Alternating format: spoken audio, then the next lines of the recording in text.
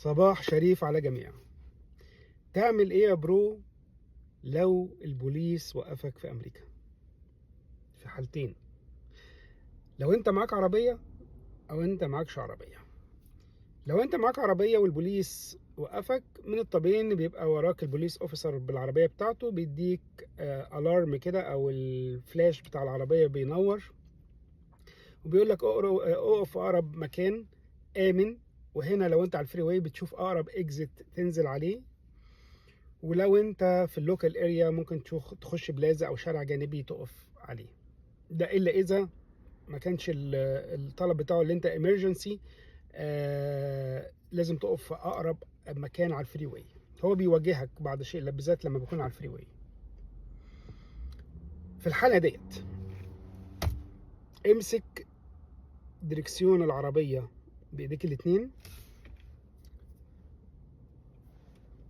قبليها ممكن تفتح ازاز العربيه اللي ناحيتك، ناحيه الدرايفر، وتنتظره. ما تعملش اي اكشن، تحط ايدك في جيبك، لا تفتح التابلو بتاع العربيه، لا تعمل اي حركات مريبه، لان هم اساسا بيبقى اول ستيب عندهم السيفتي ليهم هم. معظم البوليس اوفيسرز لما بيجي يقرب من عربيتك بيحط ايده على الكشاف اللي ورا عشان يحط بصمته، بحيث لو هو تعرض لاي خطر منك بيتم التعرف عليه هو من خلال بصمته اللي على كشاف العربيه بتاعتك من ورا. بيجي يقف يسألك على درايف لايسنس، على الانشورنس، على الريجستريشن بتاع العربية. بتبلغه ان الدرايف لايسنس معاك مثلا في جيبك، ممكن اطلعه، فبيقول لك اتفضل. بتقول له ان الريجستريشن والانشورنس موجودين في تابلو العربية، ممكن اطلعه، بيقول لك لا. ما تعملش اي حركة الا لما تستأذنه الاول. دي واجبات عليك. هيديك تيكت، ما تفايتش معاه، ما تحاربش معاه. مكان ال ال ال ال ال ال ال يعني الفايت دوت او انت مش تتخانق، يعني تتكلم في الموضوع دوت، خلاص هيبقى قدام القاضي. ما دام هيديك تيكت خلاص يبقى قدام القاضي. انت ممكن في الاول تقول له مثلا can you give me like مثلا warning، تحذير، ممكن. لكن لو هيديك التيكت خلاص ما تفايتش معاه، هتاخد التيكت وهتروح في المحكمة تفايت عليها. طيب، من حقك لو قال لك انا عايز اديك تيكت تقول له انا عملت ايه غلط، what's wrong. او هو ممكن في الاول يقول لك انت ايه الغلط اللي انت عملته، فانت من الطبيعي تقول له I don't like doing anything wrong. يعني انت ممكن تبقى مثلا، ممكن تكون عامل حاجه يعني، بس ممكن انت مش مستوعب ان الحاجه اللي انت عملتها ديت تستدعي ان هو يوقفك.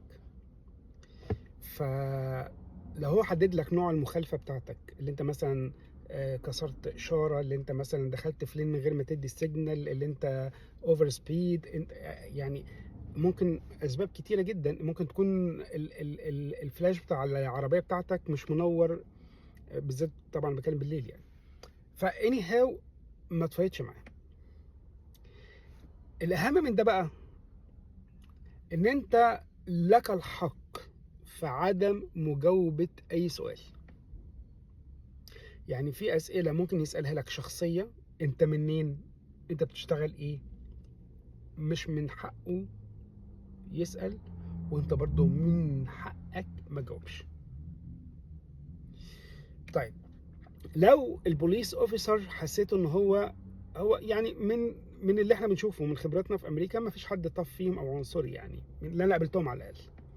لكن لو لقيته حد عنصري او كده، حاول قدر الامكان تقول له ان انا عندي اتورني، محامي،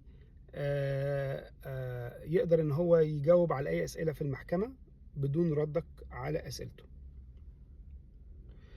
لو فرضا سواء بقى هنا معاك عربيه او معاكش عربيه،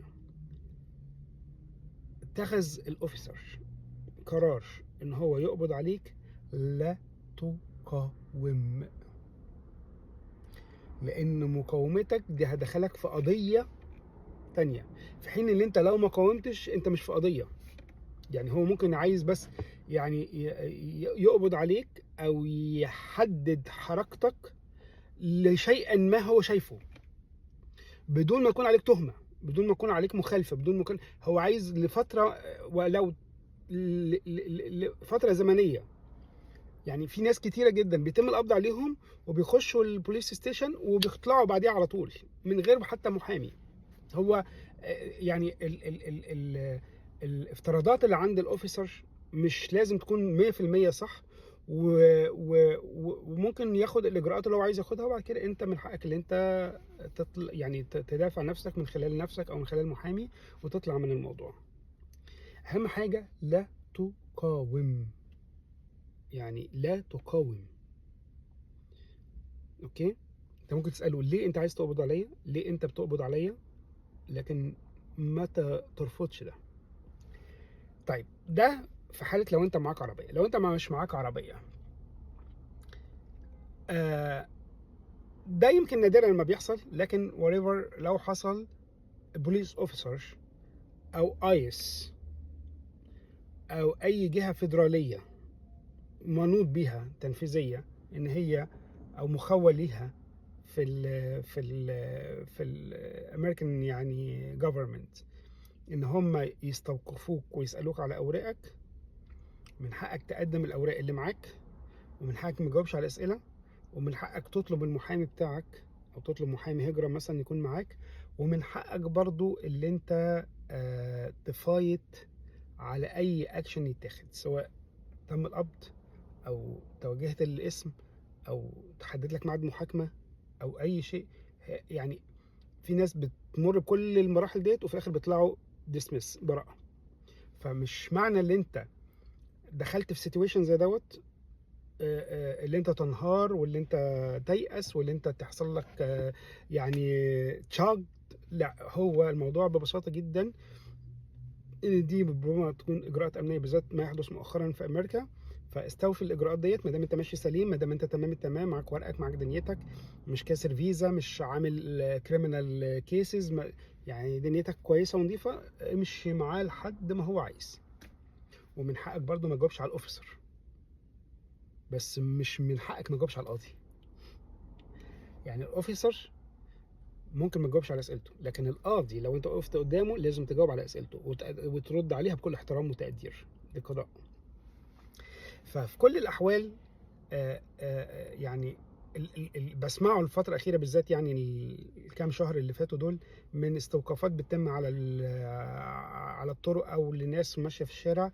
الحاجات دي لا تزعج، الحاجات ديت أمور طبيعية جدا. احنا ممكن نسميها في مصر اشتباه أو تحري، راندملي، يعني عشوائيا. فما تخافش من ده. مش هقول لك امشي بالباسبور وامشي بالجرين وامشي ورق القضيه وامشي بالفينجر بريد، لا، امشي بالورق بتاعك الطبيعي جدا، سواء معاك عربيه ريجستريشن والانشورنس والدرايف لايسنس، او انت ماشي في الشارع يبقى معاك الاي دي او درايف لايسنس. يعني في ناس مش معاها درايف لايسنس عشان مش بيسوق، بيبقى معاهم حاجه اسمها اي دي، ده بيطلع برده من الدي ام في وفري. وانس اللي انت معاك ورك بيرميت والسوشيال سيكيورتي، تقدر تطلع كاليفورنيا اي دي او اني ستيت اي دي. فاي استوقاف بيتم ليك بتقدم اثبات هويه، والامور بعد كده بتكون خير. في محامين كتار جدا يقدروا يساعدوك في اي جهه بقى، انت مثلا تابع لكنيسه او تابع لجامع، اي ناس مسؤوله في الاماكن ديت ممكن تتواصل معهم ويساعدوك، فالامور تتم بهدوء. هتتنرفز بقى وتتعصب وتشد معاه وتعمل مش عارف، انت كده بتدخل نفسك في سيتويشن تاني، في مصيبه تانيه، في حاجه يعني تبقى الموضوع قد كده وانت بقى خليته قد كده. لا، مشي الامور بهدوء، بعقلانيه. كل حاجه ما دام انت سليم ورقك سليم ودنيتك سليمه، ما عليكش احكام، ما عليكش قضايا جنائيه، ما عندكش مشاكل، انت هتخش وتخرج منها بمنتهى البساطه. بس ربنا يحفظ الجميع، وخدوا بالكم علشان الفترة ديت هي يمكن جديدة علينا كلنا، لكن لازم نتقبلها ان دي رولز او بوليسي ما نقدرش ان احنا نغيرها، لكن نقدر ان احنا نتعايش معها. شكرا لكم.